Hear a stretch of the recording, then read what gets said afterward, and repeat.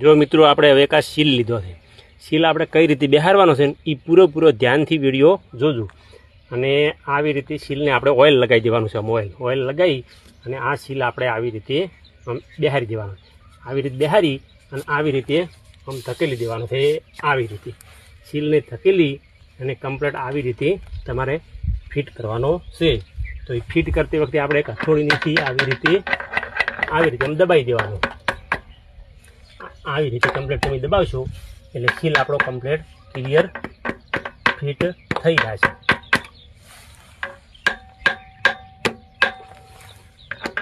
કઈ રીતે હું સીલ બેહારું છું એ તમે વિડીયોમાં પૂરેપૂરું જોજો એટલે તમને આખી માહિતી મળી જશે.